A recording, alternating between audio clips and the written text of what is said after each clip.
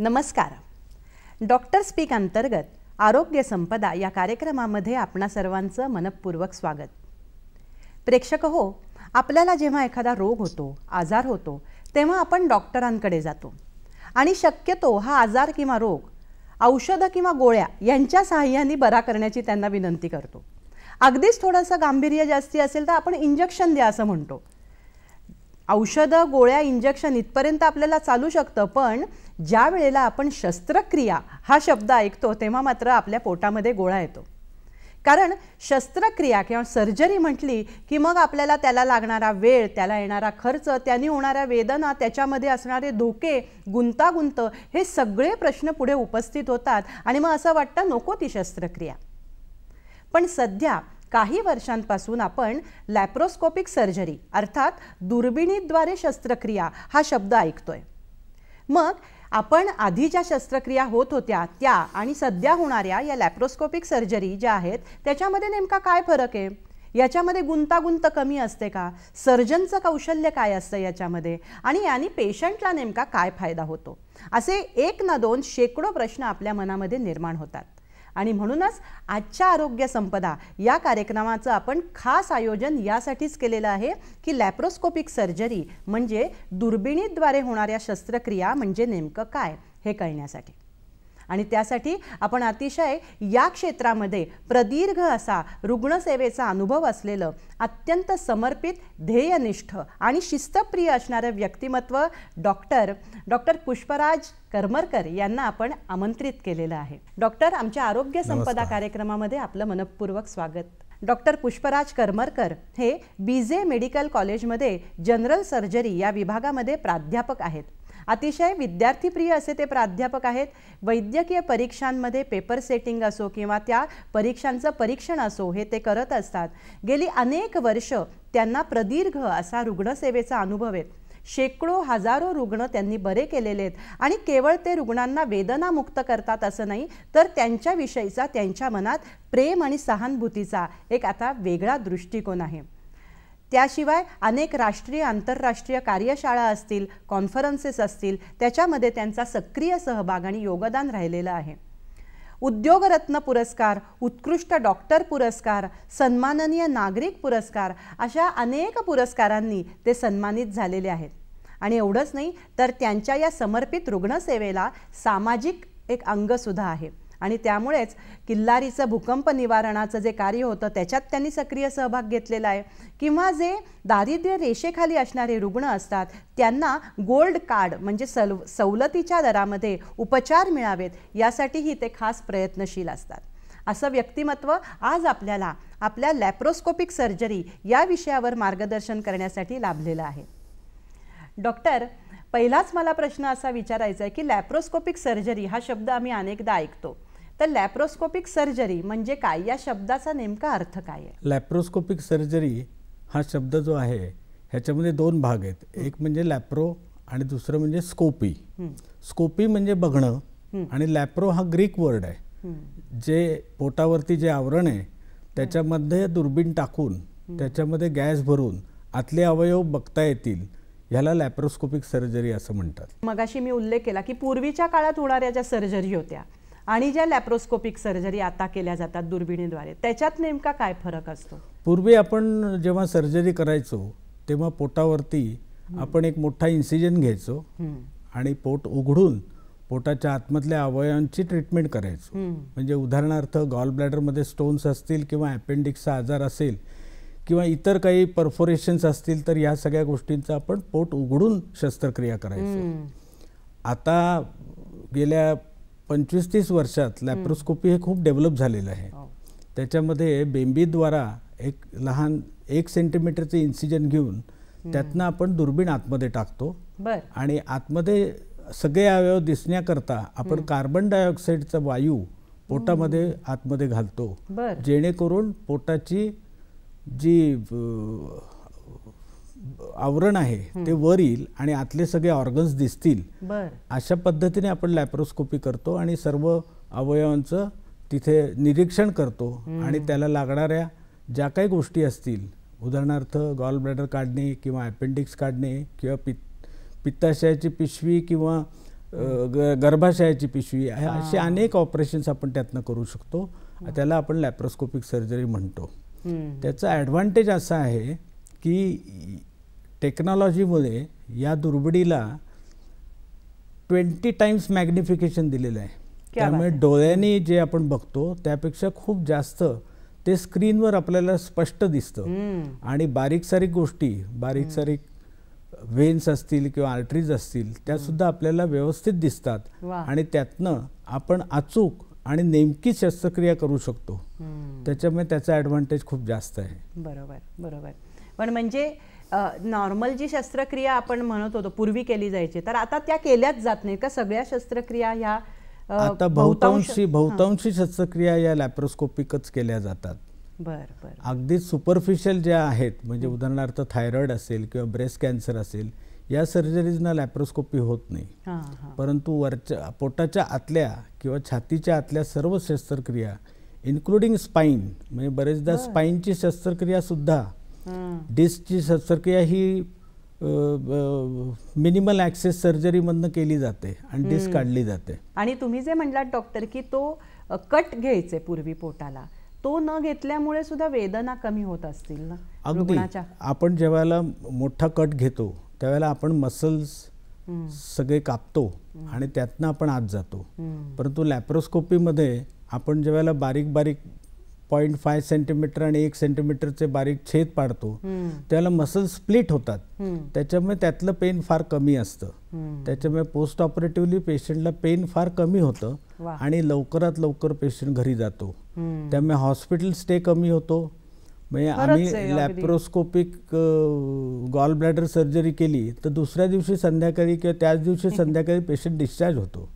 त्याच्यामुळे पेशंटच्या दृष्टीने ही खूप फायदेशीर असं टेक्निक आहे जे आता उपयोगात आणलं जातं. पण मग जसं आपण म्हणतो की हे कशासाठी केलं जातं ते आम्हाला साधारण कळलं, पण मग साधी सर्जरी आणि याचे जेव्हा आपण लॅप्रोस्कोपी केली जाते त्याचे काही तोटे किंवा फायदे तर आपण खूपच बघितले, पण तोटे पण काही असू शकतात का किंवा साईड इफेक्ट्स? साईड इफेक्ट्स असं नाही म्हणता येणार, पण लॅप्रोस्कोपी करता प्रिसिजन खूप लागतं. त्याच्यामुळे ट्रेनिंग हा खूप महत्त्वाचा विषय आहे आणि त्याच्याकरता व्हेरियस वर्कशॉप्स अटेंड करणे किंवा त्याबद्दलची माहिती घेणे, त्याबद्दलच्या रिस्कबद्दलचा अंदाज घेणे, मग एक्सपिरियन्स जर का असेल तर laparoscopy is the best choice for surgery. वा वा वा.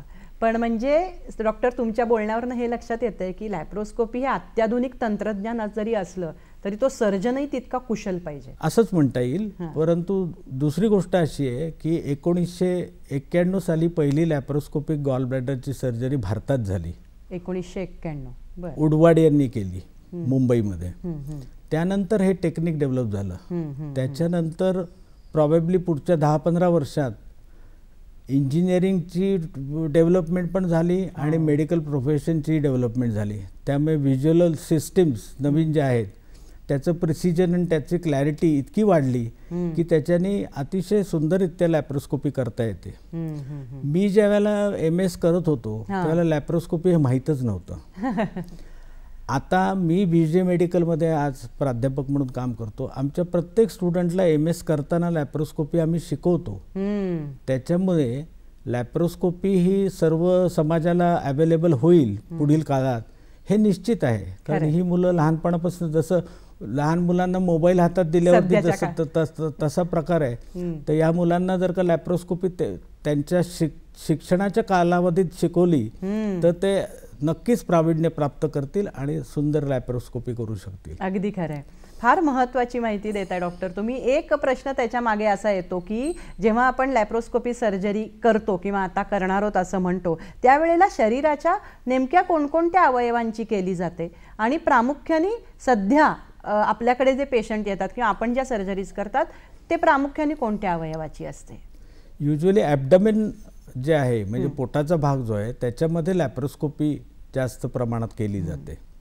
त्याच्यामध्ये अपेंडिक्स असेल, पित्ताची पिशवी असेल, गर्भाशयाची पिशवी असेल, हर्निया असेल, हायॅटस हर्निया असेल, असे अनेक प्रकारचे हर्नियासुद्धा त्यातनं केले जातात आणि त्यातनं वेगवेगळ्या पद्धतीचे टॅकर्स किंवा मेश वापरून ते हर्निया सील केले जातात. वा वा वा. पण मग तुम्ही डॉक्टर कधीपासून ही सर्जरी सुरू केली? मी 98 पासून ही सर्जरी सुरू केली. बीजे मेडिकलमध्येच त्याची सुरुवात झाली. मला आठवत आहे बीजे मेडिकलमध्ये लॅप्रोस्कोपिक सेट ज्या वेळेला पहिल्यांदा आला त्यावेळेला आम्ही तो लांबणं बघून ह्याचा कसा वापरायचा याच्याबद्दलच विचार करत होतो. परंतु नंतर आम्हाला ट्रेनिंग मिळाल्यावर आम्ही पहिली लॅप्रोस्कोपिक गॉल ब्लॅडर सर्जरी 1998 साली केली. वा वा वा. डॉक्टर, तुमच्या या प्रवासाबद्दल आणि लॅप्रोस्कोपीच्या फायद्यांबद्दल आपण जाणून घेणारच आहोत, पण प्रेक्षक हो, तत्पूर्वी घेऊयात क्षणभराची विश्रांती. डॉक्टर स्पीक अंतर्गत आरोग्य संपदा या कार्यक्रमामध्ये आपलं स्वागत. आपण चर्चा करतोय लॅप्रोस्कोपी सर्जरी म्हणजे काय, त्याचे फायदे नेमके काय असतात हे, आणि आपल्याला मार्गदर्शन करतायत doctor Pushparaj Karmarkar sir. Doctor, तुम्ही सांगितलं की पुण्यामध्ये जेव्हा पहिल्यांदी ही सर्जरी सुरू झाली त्यावेळेला अगदी नवीन काळामध्ये तुम्ही ह्या सर्जरी करत होतात. तर मला एक विचारायचं आहे की तुमची स्पेशालिटी नेमकी कोणत्या अवयवाबद्दलची आहे या सर्जरीच्या बाबत? मी पोटातले बरेचसे ऑपरेशन्स करतो, पण त्यातलं गॉल ब्लॅडर किंवा पित्ताशयाची पिशवी आणि अपेंडिक्स आणि हायटस हर्निया ही 3 मेजर ऑपरेशन्स मी करतो. आता गॉल ब्लॅडरचं जे ऑपरेशन आहे त्याच्यामध्ये पेशंट जर का डायबिटिक असेल, आणखीन अनेक दिवस स्टोन असेल, तर त्याच्यामध्ये गॉल ब्लॅडरमध्ये पस होऊ शकतो आणि पू झाला की ते तो सगळा एरिया म्हणजे त्याच्या आजूबाजूची आतडी आणि हे सगळं त्याला चिकटून बसतं आणि ती खूप गुंतागुंतीची शस्त्रक्रिया होते. अशा वेळेला लॅप्रोस्कोपिक सर्जरीने गॉल ब्लॅडर काढणे हे एक अवघड कार्यक्रम असतो. पण तो लॅप्रोस्कोपिक केल्यानंतर पेशंट दुसऱ्या दिवशीच बरा होतो. त्याच्यामुळे त्याला तसा चान्स देण्याचा कायम आम्ही प्रयत्न करतो की लॅप्रोस्कोपिकच ते करता आलं पाहिजे, आणि त्याच्यामध्ये माझा बराच अनुभव आहे. डिफिकल्ट गॉल ब्लॅडर हा एक शब्द ऐकलाय, हे नेमकं काय असतं? डिफिकल्ट गॉल ब्लॅडर म्हणजे अशाच पद्धतीने एम्पायमा म्हणजे एखादा खडा पित्ताच्या पिशवीच्या तोंडाशी येऊन बसला आणि ते पित्त त्यात जाऊ शकत नाही असं जर का झालं नळीमध्ये, तर ते सगळं सुजून जातं आणि त्याच्यामध्ये व्हाईट बाईल तयार होते आणि ते सगळं काढायला खूप अवघड असं गॉल ब्लॅडर होतं. तर असे डिफिकल्ट गॉल ब्लॅडर्स बरेचदा आपल्याला करायला लागतात. आणि गॉल ब्लॅडरची बेसिक दुसरी एक वैशिष्ट्य असं आहे की त्याच्यामध्ये कंजेनायटल ॲनोमलीजसुद्धा खूप आहेत.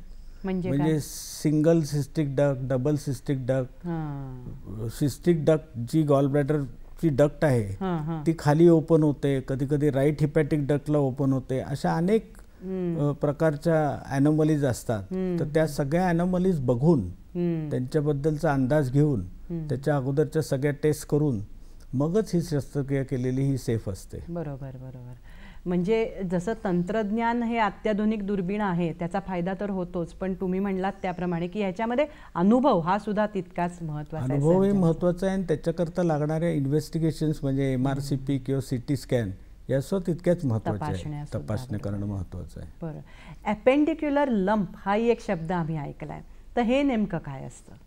अपेंडिक्स जेव्हा इन्फ्लेम्ड होतं किंवा सुचतं त्या पर्टिक्युलर वेळेला जर का इमिजिएटली ट्रीटमेंट घेतली नाही, गोळ्या औषधांवर काही दिवस जर का केलं, तर प्रॉबेबली त्याच्या आजूबाजूची आतडी जाऊन म्हणजे नेचरची अशी एक धारणा आहे की जिथे जिथे त्रास असेल तिथे जाऊन आवरण घालायचं, आणखीन तिथलं ते रिस्ट्रिक्ट करायचं. तर तसं ते रिस्ट्रिक्ट केलं त्या भागामध्ये तर ते अपेंडिक्युलर लंप तयार होतो आणि तो लंप तयार झाला की त्याच्यामध्ये कधी कधी पस तयार होतो, पेशंटला ताप होतो, ताप येत असतो, उलट्या होत असतात. तर अशा परिस्थितीत त्या अपेंडिक्युलर लंप ट्रीट करणं आणि त्याचं ऑपरेशन करून ते अपेंडिक्स आणि ते हे काढून टाकणं हे आवश्यक असतं.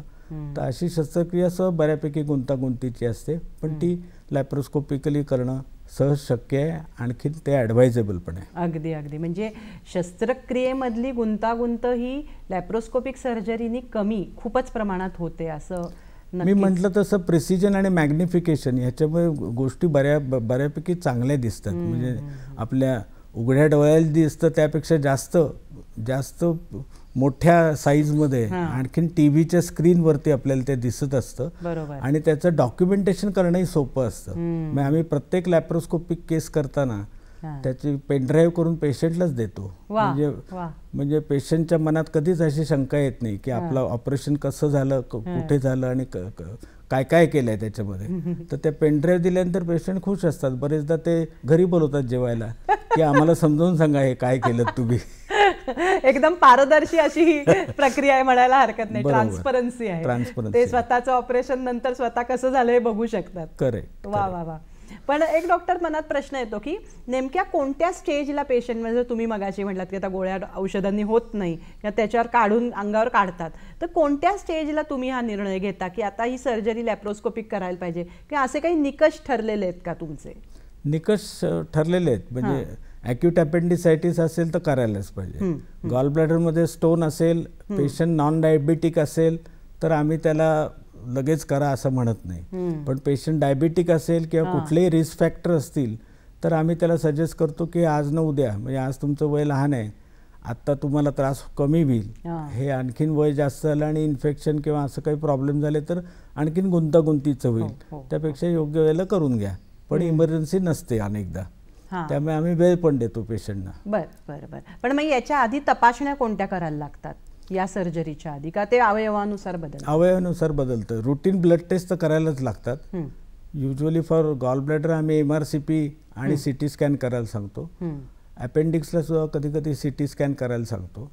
अशा नॉर्मल टेस्ट आम्ही करून घेतो. आणि मग त्याच्यानंतर हा निर्णय घेतला जातो.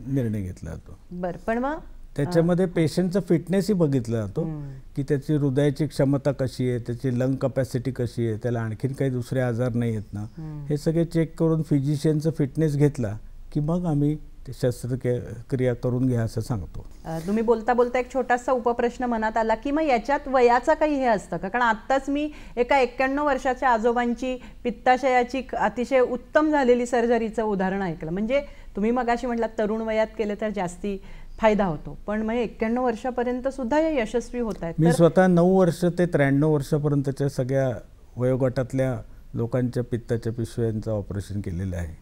माझ्याकडे तर एक पेशंट अशी होती की ती 5 महिने प्रेग्नंट होती आणि तिला ॲक्यूट कोलेसिस्टॅटिस झालं. आता अशामध्ये तिची शस्त्रक्रिया करायची का नाही, पण ॲक्यूट असल्यामुळे ते करणं आवश्यक होतं, तर ती सुद्धा आम्ही लॅप्रोस्कोपिकली केली आणि तिचं व्यवस्थित झालं. पुढे तिची प्रेग्नन्सी कंटिन्यू झाली, तिला नंतर नॉर्मल डिलिव्हरी झाली, सगळं व्यवस्थित झालं आणि पेशंट अगदी छान व्यवस्थित रिकवर झाली. म्हणजे याला वयाचं तसं काही तितकंसं बंधन, पेशंटच्या फिटनेसचाच फक्त प्रश्न आहे. शारीरिक स्वास्थ्यावर त्याचं जर का फिटनेस चांगला असेल आणि फिजिशियन आणि ICUची फॅसिलिटी अवेलेबल असेल आणि त्या फॅसिलिटीचा योग्य तो वापर करता येणार असेल तर ते करणं अगदी रास्त राहील. अगदी खरं आहे. डॉक्टर, पण मग ही शस्त्रक्रिया आपण मेजर मानायची का? म्हणजे त्याच्यामध्ये गुंतागुंत किंवा धोके किती मानले जातात?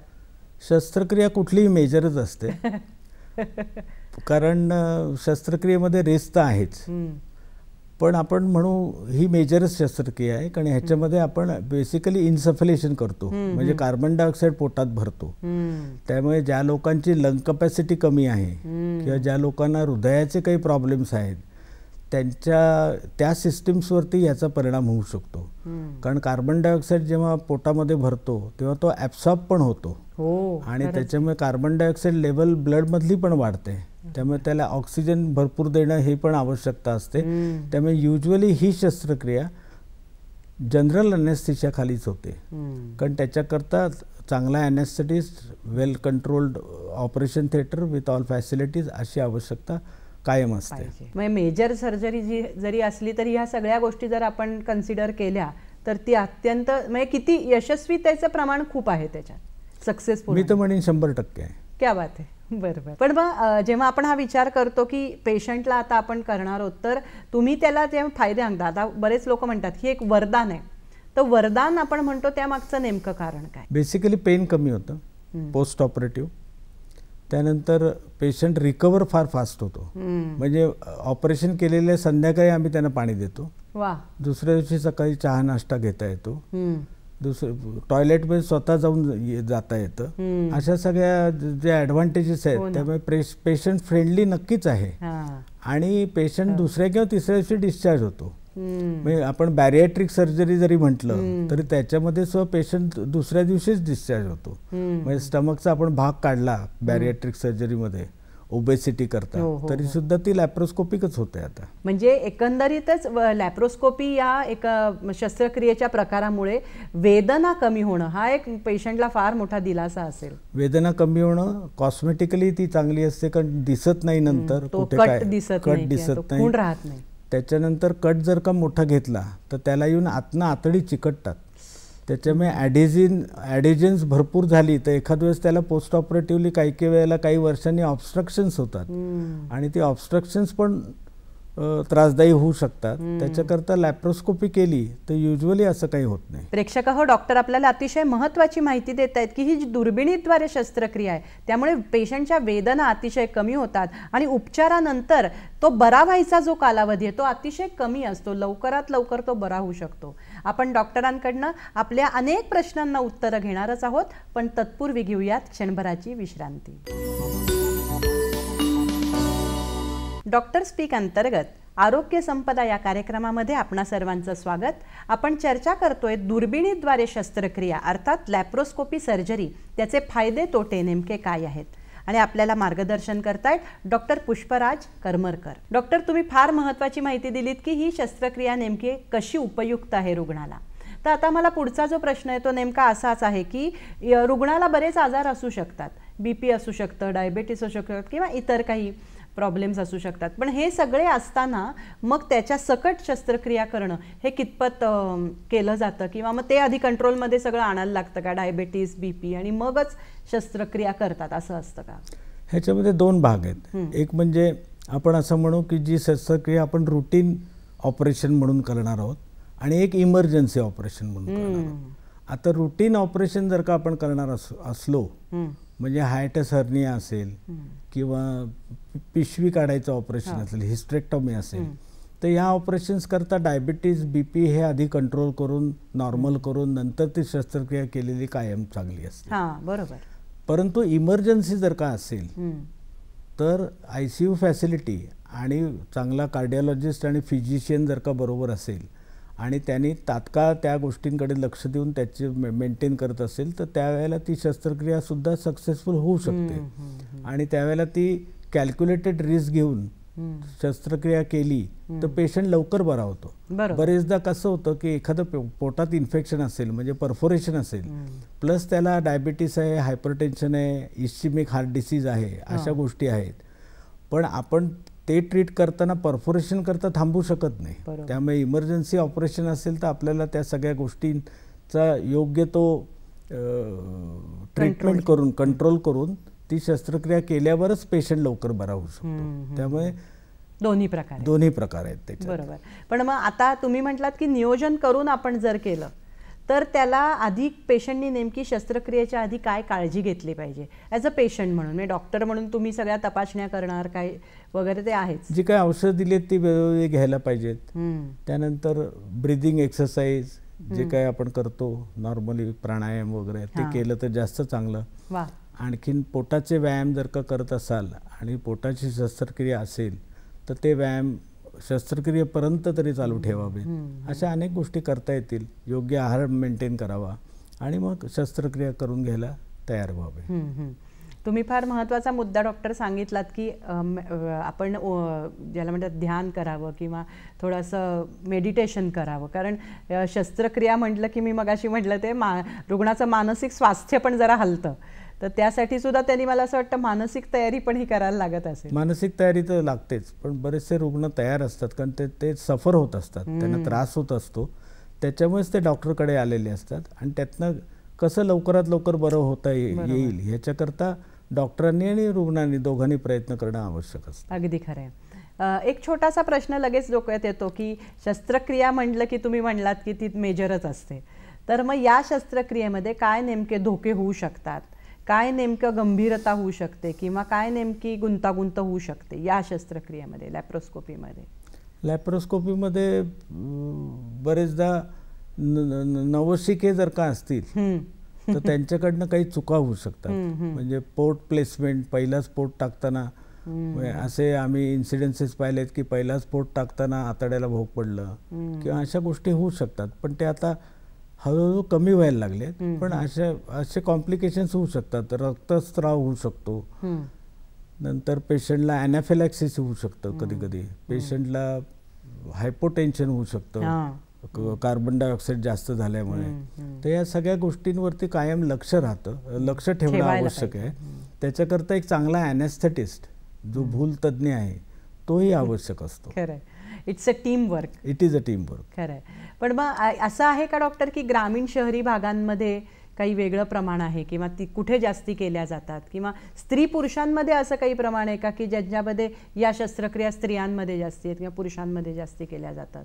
असं फार काही नाही आहे. स्त्री पुरुषांमध्ये नाही. ग्रामीण भागात पूर्वी या शस्त्रक्रिया कमी होत होत्या, पण आता परिस्थिती अशी आहे की मी गेले 20 वर्ष बघतोय बऱ्याचशा मेडिकल कॉलेजेसमध्ये या सगळ्या फॅसिलिटीज अवेलेबल असल्यामुळे विद्यार्थी जे पास होऊन खेडोपाडी जातात ते प्रॅक्टिस करू शकतात. त्यामुळे खेडोपाडी या शस्त्रक्रिया आता व्हायला लागल्या आहेत आणि चांगल्यारीत्या व्हायला लागल्या. म्हणजे चांगल्यारीत्या इथले डॉक्टर्स ट्रेन होऊन तिकडे जाऊन वेगवेगळ्या तालुका प्लेस किंवा गावांमध्ये जाऊन शस्त्रक्रिया करणारे बरेच डॉक्टर्स आहेत. सरकारी रुग्णालयांमध्ये वगैरे सुद्धा ही अत्यंत चांगल्या पद्धतीने उपलब्धता आहे या सगळ्याची. हो, सरकारी रुग्णालयांमध्ये सगळ्या हॉस्पिटल्समध्ये सगळ्या मेडिकल कॉलेजेसमध्ये ही उपलब्धता आहेत. किंबहुना मेडिकल काउन्सिलची ही रिक्वायरमेंटच आहे की हे शिकवलं गेलंच पाहिजे सर्व विद्यार्थ्यांना. बरोबर. त्यामुळे नॅशनल मेडिकल काउन्सिलचं जेव्हा इन्स्पेक्शन होतं तेव्हा या सगळ्या गोष्टी आहेत की नाहीत तुमच्या हॉस्पिटलला आणि तुमच्या मेडिकल कॉलेजला हे बघितलंच जातं. त्यामुळे सर्व विद्यार्थ्यांना या शस्त्रक्रियेबद्दल पूर्ण माहिती असते आणि त्यांना हँड्स ऑन त्याचं ट्रेनिंग त्या कॉलेजमध्ये मिळत राहतं. डॉक्टर, तुम्ही मगाशी एक गुंतागुंतीचा जेव्हा आपण प्रश्न विचारला तेव्हा म्हणला होतात की रक्तस्राव होऊ शकतो. तर या सर्जरीमध्ये रक्तस्राव किती प्रमाणात होतं आणि ज्या आधी सर्जरीज केल्या जायच्या त्या मानाने? मी ओपन सर्जरी आणि लॅप्रोस्कोपिक सर्जरीमध्ये हाच फरक आहे की लॅप्रोस्कोपिक सर्जरीमध्ये रक्तस्राव अगदी मिनिमल होतो. वा. कारण आपल्याकडे प्रिसिजन खूप आहे. त्यानंतर आपल्याकडे इन्स्ट्रुमेंट्स पण चांगली आलेली आहेत. म्हणजे इलेक्ट्रोकॉटरी आहे, हार्मोनिक मशीन आहे, अशी बरीच इन्स्ट्रुमेंट्स आहेत जेणेकरून ब्लिडिंगच होत नाही. म्हणजे आमच्या दृष्टीने आम्ही समजा एखादी शस्त्रक्रिया केली तर ब्लड लॉस 10 cc किंवा 5 cc असं आम्ही लिहितो, पण त्याच्यापेक्षा जास्त होतच नाही. वा, केवढं महत्वाचं आहे की त्याच्यामुळे बरेचदा पूर्वीच्या काळी आम्ही जेव्हा शिकत होतो त्यावेळेला ओपन सर्जरी गॉल ब्लॅडरची म्हटली तर एक ब्लड आम्ही ठेवायचो ऑपरेशनला. आता लॅप्रोस्कोपी आहे म्हटल्यावरती ब्लड ठेवायचा विषयच येत नाही अनलेस पेशंटचं हिमोग्लोबिन खूप खाली असेल. डॉक्टर, तुम्ही मगाशी काळजी आधी पेशंटनी काय घ्यायची ह्याच्याबद्दल सांगितलं. आता ही सर्जरी झाल्यानंतर पेशंटला काय पथ्य पाळायला लागतात किंवा किती महिने त्याला काळजी घ्यायला लागते पुढे? आता तुम्ही तर म्हटलात डिस्चार्ज लगेच मिळतो दवाखान्यातनं, पण एक पेशंटनी स्वतःसाठी काय काळजी, किती दिवस, काय कसं असतं? साधारणतः पेशंटला आम्ही डिस्चार्ज केल्यानंतर एक मध्ये फॉलोअपला 3 दिवसांनी बोलवतो. त्यावेळेला त्याची परिस्थिती बघतो आणि साधारणतः 7-8 दिवसांनी विरघळणारे टाके नसतील तर ते टाके काढतो. जे आम्ही 4 भोकं पाडलेली आहेत ते भोकांचे टाके काढतो. त्यानंतर आम्ही त्यांना सजेस्ट करतो की 3 महिन्यापर्यंत तुम्ही जड उचलू नका आणि ट्रेकिंग किंवा असल्या गोष्टी करू नका, पण घरातल्या घरात चालणे, वॉकला जाणे इतपत तुम्हाला करता येईल. पण स्ट्रेनियस एक्सरसाइज काही पोटाचे व्यायाम पण नाहीत. पोटाचे व्यायाम 1 महिना नाही. ओके. त्याच्यानंतर तुम्हाला करता येते. आणि खाण्यापिण्याची पथ्य फारशी नसतात.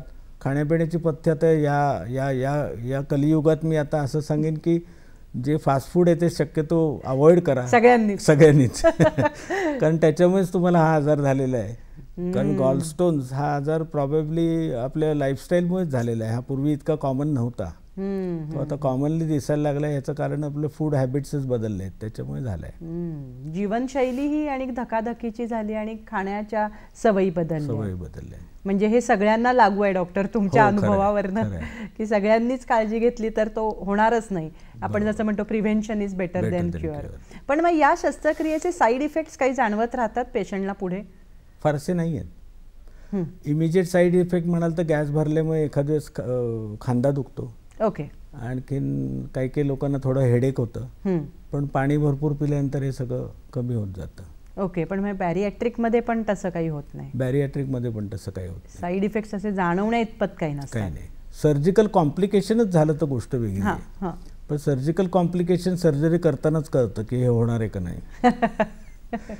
त्याच्याबद्दलची सर्जनच्या डोक्यातच असतं की हा पेशंट व्यवस्थित झालेला आहे, ह्याला काही प्रॉब्लेम येणार नाही. अनलेस त्याला बाकी काही आजार असतील आणि त्याच्यात काही गुंतागुंत झाली तर प्रॉब्लेम होऊ शकतो. नाहीतर नॉर्मली सर्व लॅप्रोस्कोपिक सर्जरीचे पेशंट्स हे दुसऱ्या किंवा तिसऱ्या दिवशी घरी जातात. वा, प्रेक्षक हो, डॉक्टरांनी एक जाता जाता छोटासा पण महत्त्वाचा संदेश दिलाय की आपल्या खाण्यापिण्याच्या सवयींनीच आपण हा आजार ओढवून घेत असतो आणि त्यामुळे पित्ताशयातले खडे होतात आणि मग पुढे ते काढण्यासाठी आपल्याला लॅप्रोस्कोपिक सर्जरी करायला लागते. हे सुद्धा आपण कुठेतरी मनामध्ये ठेवलं पाहिजे. आपण क्षणभराची विश्रांती घेऊ आणि पुन्हा एकदा आपल्या विषयाकडे वळूयात. डॉक्टर स्पीक अंतर्गत आरोग्य संपदा या कार्यक्रमामध्ये आपणा सर्वांचं मनपूर्वक स्वागत. आपण चर्चा करतोय डॉक्टर पुष्पराज करमरकर यांच्याशी दुर्बिणीद्वारे शस्त्रक्रिया या विषयाच्या संदर्भात. डॉक्टर, या शस्त्रक्रियांचे फायदे तोटे आपण बघितले. आता तुम्ही जेव्हा म्हणत असता की हे आपण सर्जरी करणार आहोत, पेशंटशी आपण बोलतो, त्यावेळेला डॉक्टरच नाही पण तुम्ही एक समुपदेशक म्हणून सुद्धा काम करत असता, काउन्सिलर म्हणून. तर तुम्हाला इतक्या वर्षांचा प्रदीर्घ अनुभव आहे, हजारो शस्त्रक्रिया तुम्ही आत्तापर्यंत केल्यात. आम्हाला असा एखादा अनुभव जाणून घ्यायला आवडेल की ज्याच्यामध्ये पेशंट ची आधीची वेदना जी होती किंवा आधीची त्याची अवस्था होती त्याच्यामध्ये या शस्त्रक्रियेने किती फरक पडला किंवा वय जास्ती असून सुद्धा वगैरे असा एखादा अनुभव लक्षात राहण्यासारखा आहे का? मला एक अनुभव आठवतो. एक 88 वर्षाचे आजोबा होते. त्यांना कानाने कमी ऐकायला येत होतं आणि पोटात भयंकर दुखत होतं. काही खाल्लं की उलटी व्हायची. डायबिटीस होता, वजनही जास्त होतं. अशा सगळ्या परिस्थितीत त्यांना आमच्याकडे आणलं. आम्ही त्यांना तपासलं. आम्ही त्यांना सांगितलं हे तुमचं गॉल ब्लॅडर पित्ताशयाच्या पिशवीत सगळं अडकलेलं आहे. त्यात त्यांचा जो एक खडा होता तो पित्ताच्या नलिकेत जाऊन अडकला होता. त्यामुळे त्यांना जॉन्डिस पण होता. अरे बापरे, कावीळ झाली होती. आता हे ऑब्स्ट्रक्टिव्ह जॉन्डिस म्हणजे आम्ही त्याला म्हणतो की सर्जिकली करेक्टेबल कावीळ असते. म्हणजे हा कावीळ हा आपला नेहमीची कावीळ नाही आहे. तर त्याला आधी आम्हाला असं करायला लागतं की तोंडावाटे दुर्बीण टाकून जिथे ती नलिका लहान आतड्याला मिळते तिथे जाऊन त्या नलिकेमधले खडे काढायचे आणि त्यात स्टेंट ठेवायचा आणि मग त्याचं गॉल ब्लॅडर काढायचं.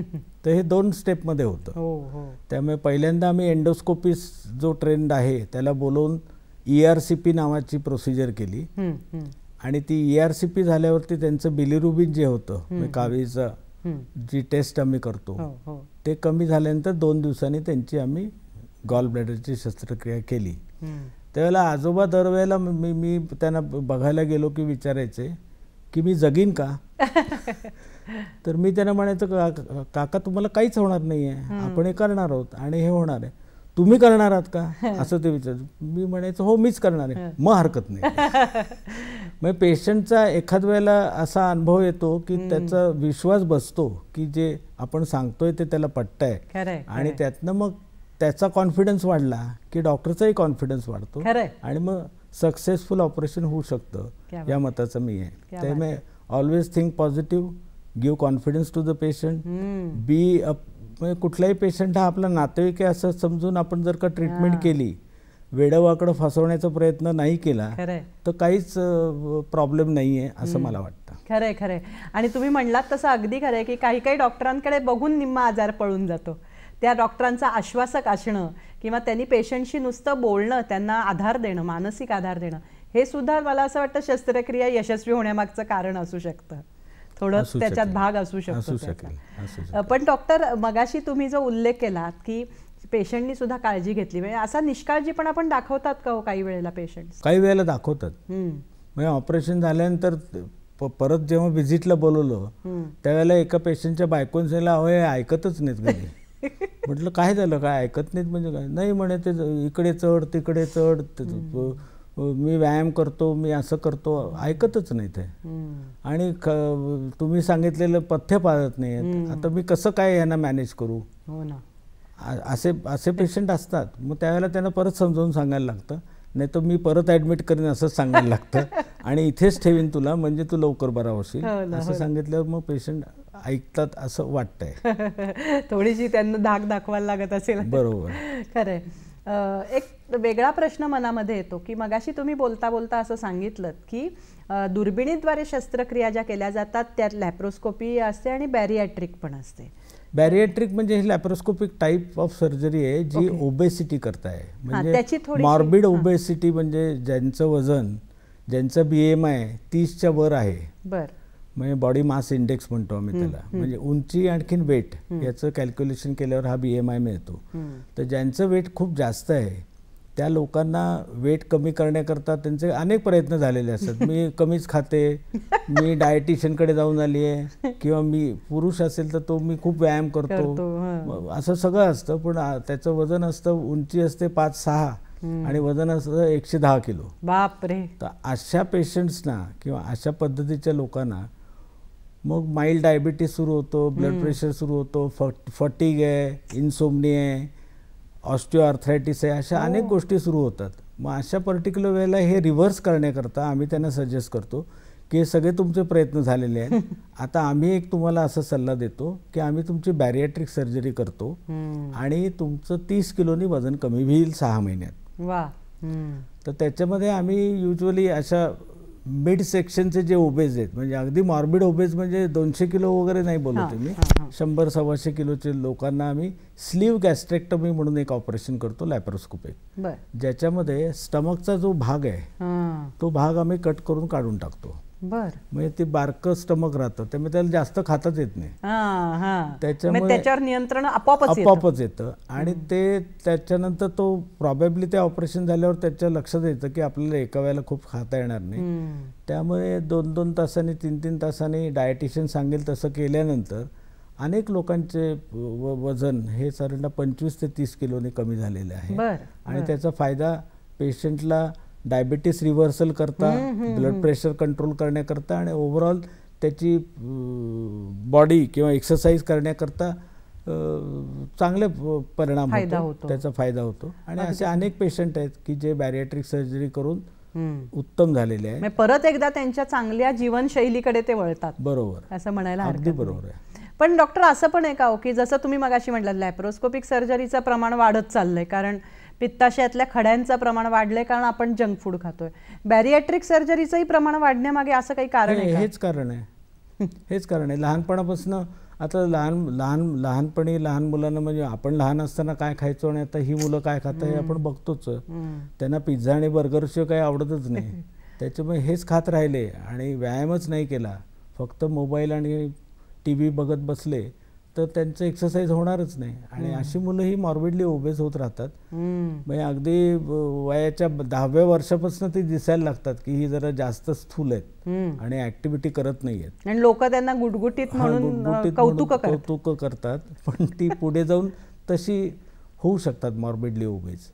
त्याच्यामुळे लहानपणापासून त्या मुलांना जर का चांगल्या पद्धतीने शिकवलं, डाएट, एक्सरसाइज या सगळ्या गोष्टी, नियमबद्ध राहणं, तर प्रॉबेबली हे सगळे आजार टळू शकतात. अगदी खरं आहे. म्हणजे बॅरिॲट्रिक सर्जरीचंही प्रमाण वाढण्यामागचंही कारण सेम आपली जीवनशैली चुकीची आहे तीच असू शकते. बरोबर. पण मग डॉक्टर, आता जेव्हा आपण शस्त्रक्रिया हा शब्द ऐकतो तेव्हा मी मगाशी म्हटलं तसं पहिला जो भीतीचा गोळा असतो तो आपल्याला वेदना, त्रास होईल, मग ते बाहेर कसं पडू त्या सगळ्यातनं, त्याचं आम्हाला उत्तर खूप तुम्ही समाधानकारक दिलं की याच्यामध्ये लॅप्रोस्कोपीमध्ये आपल्याला असले कुठलेच धोके फारसे नसतात. पण एक महत्त्वाचा इश्यू जो रुग्ण आणि त्याच्या नातेवाईकांच्या मनामध्ये असतो तो असतो खर्चाचा. कारण कुठली शस्त्रक्रिया म्हणली तर खर्च हा येणार, आणि त्यासाठी आधी ॲडमिट करा, आधीच्या तपासण्या आहेत, नंतर पोस्ट रिकव्हरी काही आहे, हॉस्पिटलायझेशन आहे, या सगळ्याचा खर्च हा एक महत्त्वाचा, आर्थिक जर तो माणूस तेवढा कमकुवत असेल तर नक्कीच विचार येतो, मध्यमवर्गीय असेल तरी. तर याच्यामागे काय खर्चाचं प्रमाण नेमकं असतं, किंवा ही सर्जरीमध्ये साधारण खर्च किती येतो? मी असं म्हणेन हा खर्चाचं प्रमाण हा फार जास्त नाही आहे. कारण बेसिकली एक गोष्ट लक्षात घ्या की लॅप्रोस्कोपिक सर्जरी केल्यामुळे तुमचा हॉस्पिटल स्टे कमी होणार आहे. तुम्ही ओपन सर्जरी केली तर तुम्ही 4-5 दिवस रुग्णालयात असणार आहात, त्यामुळे रुग्णालयाचे खाटभाडं आणि बाकी सगळे खर्च हे तितकेच जास्त आहेत. लॅप्रोस्कोपी केली तर 2 दिवसात तुम्ही घरी जाणार आहात. फक्त टेक्नॉलॉजीचा जो खर्च आहे तो थोडाफार प्रमाणात असू शकेल. हम्म. पण आता काय झालंय, इन्शुरन्स कंपन्या, हो हो CGHS, Medical. सरकारी योजना, या सगळ्या योजनांनी या सगळ्या लॅप्रोस्कोपिक सर्जरीज कव्हर केलेल्या आहेत. खरंय खरंय. त्याच्यामुळे पेशंटला लॅप्रोस्कोपिक सर्जरीला पूर्वी जेवढा जास्त खर्च वाटायचा तसं आता वाटत नाही. माझ्या दृष्टीने ओपन सर्जरी आणि लॅप्रोस्कोपिक सर्जरीमध्ये जर का खर्चाचा अंदाज आपण घेतला तर लॅप्रोस्कोपिक सर्जरी जास्तीत जास्त 10% जास्त असेल खर्चाने. काहीच नाही, त्या मानाने काहीच नाही. 2 दिवसात तुम्ही घरी जाणार. तिथे राहायचंही वेळ वेळ डॉक्टर. आणि या खर्चाच्या संदर्भात काही योजनांचाही आपण विचार करूयात. पण प्रेक्षक हो, तत्पूर्वी घेऊयात क्षणभराची विश्रांती. डॉक्टर स्पीक अंतर्गत आरोग्य संपदा या कार्यक्रमामध्ये आपलं स्वागत. आपण चर्चा करतोय दुर्बिणीद्वारे शस्त्रक्रिया, त्याचे फायदे तोटे काय असतात, त्याचे परिणाम नेमके काय असतात आणि त्याचा खर्च काय असतो. आणि आपल्याला मार्गदर्शन करतायत डॉक्टर पुष्पराज करमरकर. डॉक्टर, आपण मगाशी खर्चाचा विषय बोलत होतो आणि तुम्ही म्हटलात की ओपन जी सर्जरी होती पूर्वीची त्याच्यापेक्षा फक्त 10% या लॅप्रोस्कोपी सर्जरीमध्ये त्याचा खर्च वाढतो. कारण मुळातच हॉस्पिटलायझेशनचा खर्च कमी असतो, तिथे राहण्याचा खर्च कमी. पण तरीसुद्धा जे दारिद्र्य रेषेखालचे लोक आहेत किंवा आता हे तुम्ही मध्यमवर्गीय लोकांसाठी सांगितलं, ज्यांना हा खर्च परवडणार नाही आहे, त्यांच्यासाठी सरकारी रुग्णालयांमध्ये काय योजना असतात, काय सवलती असतात? सरकारी रुग्णालयांमध्ये आता MJPGY सगळीकडेच आहे, महात्मा गांधी फुले योजना. त्या योजनेअंतर्गत या सगळ्या शस्त्रक्रिया कव्हर्ड आहेत. त्याच्यामुळे गरीब जरी पेशंट असला तरी त्याला लॅप्रोस्कोपी करताच येते. आता आम्ही ससून हॉस्पिटलमध्ये नॉर्मली रोजच्या लिस्टला 1 किंवा 2 केसेस मिनिमम असतात. अशा केसेस रेग्युलरली व्हायला लागलेत. आणि ह्या सरकारी योजनांमध्ये म्हणजे पुढे आयुष्यमान भारत जरी आलं तरी त्याच्यामध्ये सुद्धा या सगळ्या गोष्टी कव्हर्ड असतील. किंवा पुण्यामध्ये जी शहरी गरीब अशी एक योजना आहे त्याच्यामध्ये सुद्धा या शस्त्रक्रिया कव्हर्ड आहेत. CGHSच्या अंडर कव्हर्ड आहेत. आणि इन्शुरन्स कंपन्या तर आहेतच आहेत. आणि आता इन्शुरन्स नेटवर्क पण वाढलं आहे आणि लोकांमध्ये त्याची जागरूकता पण वाढली. त्यामुळे आता जवळजवळ सेल्फ पेईंग किंवा स्वतः पैसे भरणारे पेशंट फार कमी व्हायला लागले. कोणी ना कोणी कुठल्या तरी योजनेमधनं, कुठल्या तरी इन्शुरन्स कंपनीमधनं किंवा दारिद्र्य रेषेखालती असेल तर महात्मा गांधी फुले योजनेमधनं या शस्त्रक्रिया करून घेतात आणि त्याचा रिस्पॉन्स चांगला आहे. त्यामुळे ही फक्त श्रीमंतांची सर्जरी उरलेली नाही, सर्वसामान्यांकरता झालेली सर्जरी आहे आणि ती सगळ्यांनी त्याचा नक्कीच फायदा घेतला पाहिजे. अगदी खरं आहे. फक्त मला असं वाटतं की दारिद्र्य रेषेखाली असलेल्या लोकांनी तिथे जाऊन त्याचा फायदा करून, माहिती करून घेणं गरजेचं आहे. अगदी अगदी गरज. मग आपल्याला डॉक्टरांनी हे करून देण्यासाठी तर तयार आहेतच, उपलब्ध आहेतच. आपण त्या योजनांपर्यंत पोहोचणं मला वाटतं तेही तितकंच महत्त्वाचं आहे. डॉक्टर, तुम्ही इतक्या आमच्या प्रश्नांना, शंकांना उत्तरं देताय, तर आता एक अशी शंका मनात राहते की याचे दूरगामी परिणाम काही असतात का? म्हणजे आत्ता सर्जरी झाली, तो घरी गेला, मग 3 महिन्याचं तुम्ही पथ्य सांगितलेलं आहे ते अगदी खरं आहे. पण त्याच्या थ्रूआउट लाईफवर, पुढच्या संपूर्ण आयुष्यावर या लॅप्रोस्कोपी सर्जरीचे काय परिणाम होतात? काही नाही. बरं, त्याचा परिणाम काहीही होत नाही. आणि म्हणजे किंबहुना एक लॅप्रोस्कोपिक गॉल ब्लॅडर केलेल्या पेशंटची लॅप्रोस्कोपिक हिस्टेक्टॉमी 6 वर्षांनी पण होऊ शकते. अरे वा. मग दुसरी लॅप्रोस्कोपी होऊ शकते, हर्निया होऊ शकतो. कारण बेसिकली आतमध्ये कुठे ॲडिजन्स नसतातच. कारण बेसिकली आपण इन्सिजन घेऊन पोट ओपन केलेलंच नाही आहे. त्याच्यामुळे याचे फायदेच जास्त आहेत. त्यामुळे लॅप्रोस्कोपिक सर्जरीचे दूरगामी परिणाम असे काही नाहीत. पेशंट अत्यंत व्यवस्थित राहतो, आणखीन त्याला कुठलाही त्रास होत नाही. आणि याच्यामध्ये अजून तंत्रज्ञानाचं हे येतंय का, वाढतंय का? आणखी काय भविष्य? आता भविष्य आहे रोबोटिक सर्जरी. वाव. रोबोटिक सर्जरीमध्ये रोबो सगळं करेल. जे डॉक्टर स्वतःच्या हाताने करत होता त्याच्याऐवजी रोबो करेल. त्याला फक्त जसं आपण आपल्या मोबाईलवरती खेळतो तसं बाहेर एका ह्याच्यावरती डॉक्टरनी बसून त्या रोबोचे कुठले हँडल हलवायचे हे ठरवेल तो, आणि तो रोबो ही शस्त्रक्रिया करेल. परदेशात तर असं आहे की काही ठिकाणी लॉस एंजलिसमध्ये पेशंट आहे आणि इकडे कॅलिफोर्नियामध्ये बसून सर्जन ते ऑपरेशन करतोय, अशी परिस्थिती झालेली आहे. तर अशा पद्धतीच्या शस्त्रक्रिया आता भारतातही येतील आणि कालांतराने चांगल्या डॉक्टर्सना प्रॉबॅबली अशा शस्त्रक्रिया करायला लागण्याचा संभव आहे. आज रिनल ट्रान्सप्लांटचं डोनर नेफ्रेक्टॉमी म्हणजे किडनी ट्रान्सप्लांट करताना जो डोनर आहे त्याची नेफ्रेक्टॉमी ही लॅप्रोस्कोपिक होते, त्याला ओपन करायला लागत नाही. तर अशा अनेक गोष्टी आहेत की ज्या लॅप्रोस्कोपिकली होऊ शकतात. म्हणजे रोबोटिक्स हे जे पुढचं रोबो करतील शस्त्रक्रिया आहे तर आत्ता स्वप्नवत वाटतंय, पण पुढे ते प्रत्यक्षात नाही, ते प्रत्यक्षात उतरेल. अजून एक 5-10 वर्षात भारतात आत्ताच आलेत अनेक ठिकाणी रोबो. त्याचं ट्रेनिंग आणि त्याचं लर्निंग कर्व हे थोडंसं लांब असल्यामुळे, कारण प्रत्येक गोष्ट शिकायला काही वेळ लागतो, तर त्यातले तज्ज्ञ मंडळी तयार झाली की ह्या शस्त्रक्रिया अगदी कॉमनली व्हायला लागतात. म्हणजे काही 20 वर्षांनी आता त्यांच्याही मुलाखती घेता येतील की हे तंत्रज्ञान कसं उपयुक्त आहे. खरंय. डॉक्टर, ह्या सगळ्या विषयाचा एकंदरीत आढावा घेताना आमच्या मनामध्ये ज्या छोट्या छोट्या शंका होत्या त्यांना तुम्ही खूप छान उत्तरं दिलीत. पण एक असं असतं की डॉक्टर, समुपदेशक आणि इतक्या वर्षाचा रुग्णसेवेचा प्रदीर्घ अनुभव आहे, सामाजिक तुमचा एक अंग आहे. तर आमच्या प्रेक्षकांना जो ग्रामीण आहे, शहरी आहे, सुशिक्षित आहे, अशिक्षित आहे, बऱ्याच देशांमधला आहे, त्यांच्यासाठी तुम्ही काय शेवटी आम्हाला संदेश देऊ इच्छिता? मी असं सांगेन की लॅप्रोस्कोपिक सर्जरी ही नवीन प्रकारची सर्जरी नसून हे एक वरदान आहे. ही गेल्या 20 वर्षात डेव्हलप झालेली सर्जरी आहे. त्याचा सगळ्या रुग्णांनी फायदा घ्यावा. आपल्या भागातील लॅप्रोस्कोपिक सर्जन किंवा तत्सम सर्जनशी त्याबद्दल चौकशी करावी. तो स्वतः करत नसेल तर त्याच्याकडे कोणीतरी येऊन करणार असेल तर त्याला बोलवून ती सर्जरी करता येईल असं बघावं. यांनी रुग्णाला अनेक फायदे आहेत आणि या लॅप्रोस्कोपिक सर्जरीचा खर्चही खूप जास्त नाही आहे. त्याच्यामुळे ही समाजाची किंवा काळाची गरज आहे असं समजून रुग्णसेवेमध्ये लॅप्रोस्कोपिक सर्जरी हे कालांतराने खूप चांगलं काम करणार आहे आणि ह्याच्याकरता आपण सगळ्यांनी कायम त्याच्या बाबतीत जागरूक राहावं ही माझी सगळ्यांना विनंती राहील. प्रेक्षक हो, आपण बघितलं की डॉक्टरांनी आपल्याला सांगितलं की लॅप्रोस्कोपिक सर्जरी किंवा दुर्बिणीद्वारे जी शस्त्रक्रिया आहे ते म्हणजे काय आहे, तर अत्याधुनिक तंत्रज्ञान आणि मानवी कौशल्य यांचा एक सुंदर असा मेळ म्हणजे ही सर्जरी असं म्हणायला हरकत नाही. कारण जितकं तंत्रज्ञान महत्त्वाचं आहे तितकंच सर्जनचं कौशल्य हेही त्याच्यामध्ये, अनुभव हाही महत्त्वाचा आहे आणि आजकाल त्याचं प्रमाण वाढतं आहे. पण एक छोटासे धोक्याची घंटा डॉक्टरांनी आपल्याला दिली की या पित्ताशयातल्या खड्यांचं किंवा पित्ताशय काढून टाकण्याचं जे प्रमाण आहे शस्त्रक्रिया, त्याला कारण आपली जीवनशैली आहे, आपल्या चुकीचा आहार विहार हाही आहे. या निमित्ताने हाही संदेश आपल्यापर्यंत मला असं वाटतं की पोचला पाहिजे.